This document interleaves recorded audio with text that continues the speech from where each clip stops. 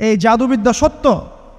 এবং এখনকার অনেক ভণ্ড যে কবিরাজগুলো বের হয়েছে, এরা জিনকে তাবে করে নিয়ে এই জিনদের মধ্য দিয়ে মানুষের মধ্যে জাদু ছড়িয়ে দিয়েছে, এবং এর ফলশ্রুতিতে বহু পরিবার ধ্বংস হয়ে যাচ্ছে। এই জাদুবিদ্যা সত্য। আরও একটা জিনিস সত্য, নবী সাল্লাল্লাহু আলাইহি ওয়াসাল্লাম বলেছেন ইন্না আইনাল হক, চোখের নজর সত্য। নবী করিম সাল্লাল্লাহু আলাইহি ওয়াসাল্লাম বলেছেন চোখের বদনজর সত্য। এই যে আমরা বলি ফেসবুকে এত বেশি ছবি দিয়েন না ভাই, ছবি তুলেন না, ছবি তুলেন না, বারবার যে বলি নিষেধ করি, কারণ কি জানেন? একটাই কারণ, বিকজ চোখ লাগাটা সত্য। মানুষের চোখ লাগে, এই কথা শুনলে অনেক মজুমদাররা হাসবে না? কথা বুঝতে পারেন নাই? কিন্তু এটা সত্য, কারণ নবী করিম সাল্লাল্লাহু আলাইহি ওয়াসাল্লাম যা বলেছেন সাদাকাল্লাহু ওয়া সাদাকা রাসূলুহুল কারীম, নবী যা বলেছেন, আল্লাহ যা বলেছেন চিরায়ত সত্য, এর বাইরে কোনো সত্য আছে? আচ্ছা দেখেন, আমি বললাম যে জাদুবিদ্যা সত্য।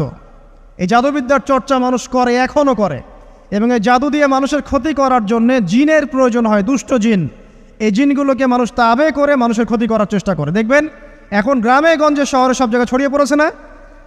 দেখবেন, খুব সতর্ক থাকবেন। আমি পরে সলিউশন বলছি আপনাদেরকে। আরেকটা বলেছি, নবী সাল্লাল্লাহু আলাইহি ওয়াসাল্লাম বলেছেন চোখের বদনজর এমন সত্য যে একটা উটকে এই রান্নার ডেকচির মধ্যে ঢুকাই ফেলতে পারে। মানে একটা উট খুব সুন্দর ভালো, আপনি দেখছেন মাশাআল্লাহ বলেন নাই, নজর লেগেছে, উটটা মারা গেছে দেন, তারপর তাকে জবাই করে খেয়ে ফেলতে হয়েছে। একজন সাহাবী গোসল করছিলেন, গোসল, এটা হাদিস সহিহ, এই যে আলেম ওলামা যারা আছেন তারা জানেন যে এই হাদিস সহিহ। একজন সাহাবী গোসল করছেন, তার গায়ের চামড়াটা খুব সুন্দর ছিল, একদম স্কিনটা অনেক সুন্দর থাকে না এমন কিছু মানুষ?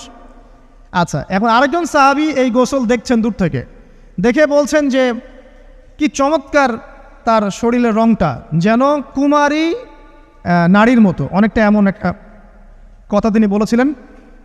সাথে সাথে এই সাহাবী অজ্ঞান হয়ে পড়ে গেছে। কোন সাহাবী? যিনি গোসল করছিলেন। এখন এটার আপনি কোনো ব্যাখ্যা দিতে পারবেন না তো, এখানে কোনো সায়েন্স দিয়ে বা মেডিকেল সায়েন্স দিয়ে আপনি কোনো ব্যাখ্যা করতে পারবেন না। একটা ব্যাখ্যা দিতে পারেন, কিন্তু কেন সেটা হলো সেটা আপনি অ্যান্সার খুঁজে পাবেন না। তো নবী সাল্লাল্লাহু আলাইহি ওয়াসাল্লামের কাছে নিয়ে যাওয়া হলো তাকে। তিনি বললেন যে এই ব্যক্তির ব্যাপারে কি কেউ ভালো মন্দ কিছু বলেছিল? তখন একজন সাহাবী বললেন হ্যাঁ, অমুকে বলেছে এর স্কিনটা অনেক সুন্দর, তো ওকে ডেকে নিয়ে আসুন। ওকে ডেকে আনা হলো। ডেকে আনার পর নবীজি তাকে অনেক শাসালেন, তোমরা তোমাদের ভাইদেরকে কি মেরে ফেলতে চাও? তখন এই সাহাবী তো অবাক, আমি আবার কখন মারতে চাইলাম ইয়া রাসূলুল্লাহ? আমি তো মারতে চাই নাই, আমি তো খালি বলেছি যে তার গায়ের রংটা অনেক সুন্দর। তখন তিনি বললেন কেন তুমি সুবহানাল্লাহ বললে না, কেন তুমি মাশাআল্লাহ বললে না? যখন মাশাআল্লাহ বলবেন, সুবহানাল্লাহ বলবেন, নজরটা লাগবে না। আর যখন আপনি মাশাআল্লাহ বলবেন না, সুবহানাল্লাহ বলবেন না, দেখবেন নজর লেগে গেছে। আপনি বিশ্বাস করেন ব্যবসা খুব ভালো চলছে, মানুষ বলল যে বাহ তোর তো ব্যবসা হেভি, লালে লাল শাহজালাল, ঠিক আছে, দেখবেন আপনার কেনা বেচা বন্ধ হয়ে গেছে। এরকম হবে, আমার কথাটা বিশ্বাস করেন।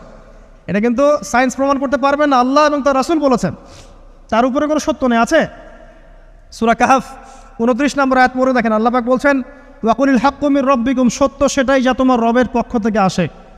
ফামান শাআ ফালইউমিন, যার ইচ্ছা হয় বিশ্বাস করুক, ওয়ামান শাআ ফালইয়াকফুর, যার ইচ্ছা হয় সে অস্বীকার করুক। এই কারণে আমরা বলি ফেসবুকে এত বেশি ছবি দেওয়া, এই আই ওয়াশ করা, এই যে শোডাউন করা, হ্যাঁ, ইসলামের কিছু কাজ করলেন একদম মানুষকে না দেখাইতে পারলে ঘুম হচ্ছে না, এগুলো বন্ধ করেন, এগুলো বন্ধ করে দেন আল্লাহর ওয়াস্তে। অফলাইনে কাজ করেন, নিজেকে গোপন করার চেষ্টা করেন।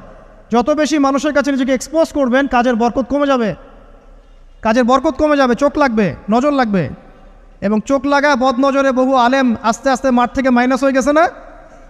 যায় নাই? এখন কি আলেমদের সংখ্যা বেশি না কম? যত দিন যাবে আলেমের সংখ্যা আরও কমে যাবে। নবীজি বলেছেন আলেমদের সংখ্যা কমতে থাকবে, মানুষ জাহেলদেরকে আলেম বানিয়ে নেবে। তো প্রিয় ভাইরা, জাদুবিদ্যা সত্য, চোখের বদনজর সত্য, রাতের এই অনিষ্টগুলো সত্য, রাতের বেলা অনেক ক্ষতি আছে। এই জন্য নবীজি বলছেন বাচ্চাদেরকে বাইরে বের করো না, এবং তোমরাও রাত যখন গভীর হবে তখন এদিক ওদিক ঘোরাফেরা করো না। দেখবেন রাত যত গভীর হয় আমাদের শহরগুলো তত জীবিত হয়, তাই না? তাই না? রাত যত গভীর হচ্ছে শহর তত জীবিত হয়। চায়ের দোকানে আড্ডা বেশি, ওই সিনেমা দেখছে, টিভি দেখছে, ক্যারাম খেলছে, লুডো খেলছে, ঘুম নাই। ঘুম কখন? ফজরের আগে আগে। ফজরের নামাজ কিন্তু নাই, ফজরের ঠিক আগে আগে, আবার ওই যে জোহরের নামাজের সঙ্গে উঠতেছে। এখন আমাকে বলেন এরকম জেনারেশনকে দিয়ে কি আসলে ইসলামের কোনো খেদমত হবে? আচ্ছা, নবীজি রাতের বেলা আর্লি ঘুমাতেন, আল্লাহ পাক আমাদের সবাইকে তাড়াতাড়ি ঘুমানোর তৌফিক দান করুন। হ্যাঁ, আপনি ইলম চর্চা করলে রাত জেগে থাকতে পারেন, আপনি যদি জ্ঞান চর্চা করেন রাত জাগতে পারেন, আপনি কোনো গবেষণা করছেন, নামাজ পড়ছেন বা কোরআন হিফজ করছেন, আপনি রাতের আর্লি উঠবেন, এটা আলাদা বিষয়।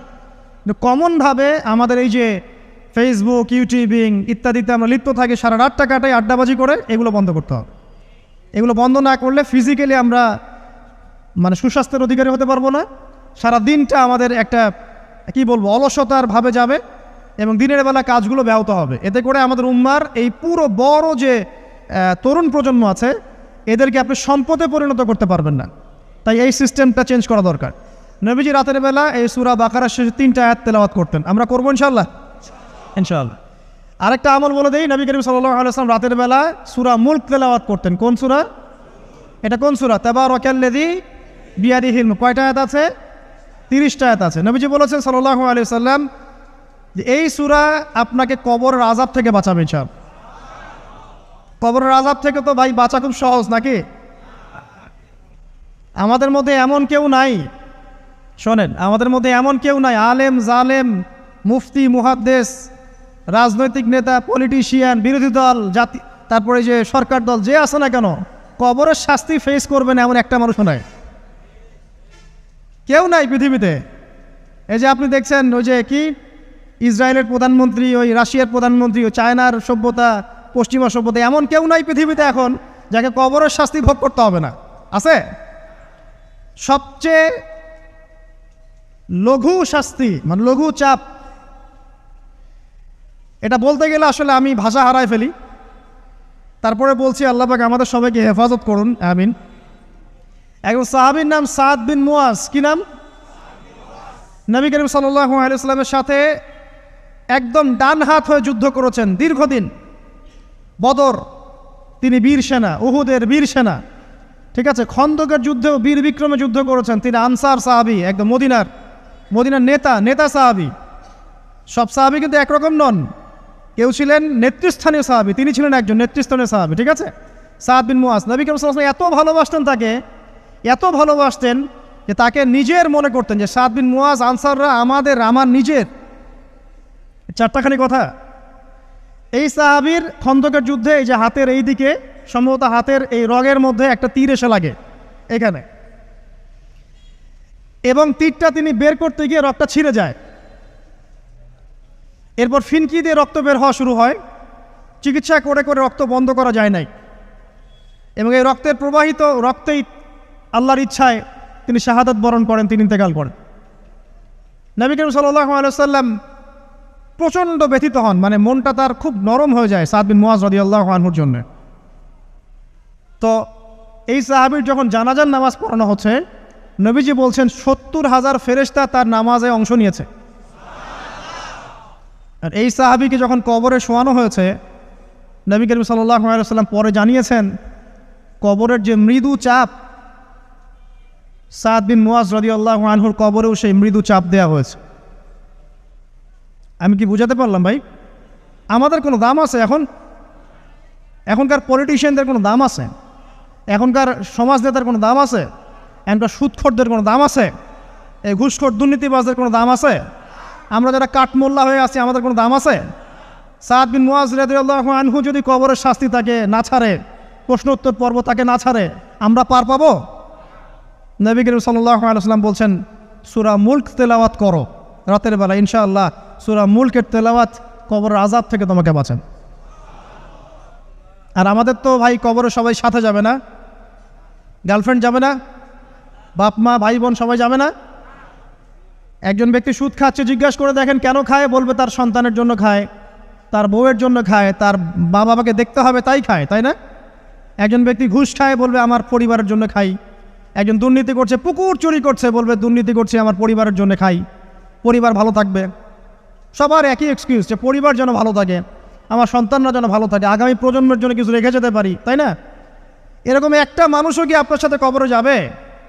আরে এই বোকা মানুষ কেন বোঝে না যে আপনার কবরে আপনাকেই যেতে হবে?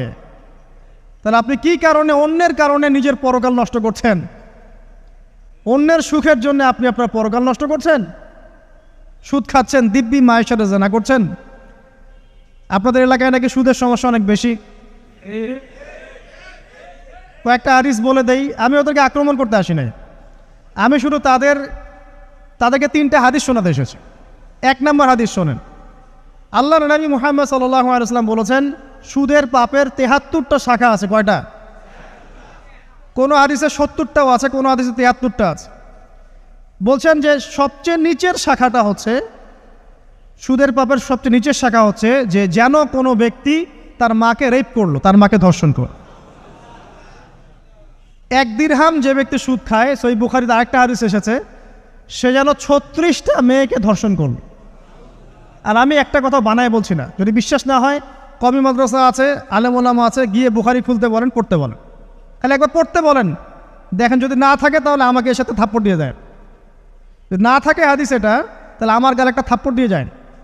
আর যদি থাকে তাহলে আল্লাহর রাস্তায় সুদ খাওয়া ছেড়ে দেন। কোনটা করবেন? চ্যালেঞ্জ করবেন?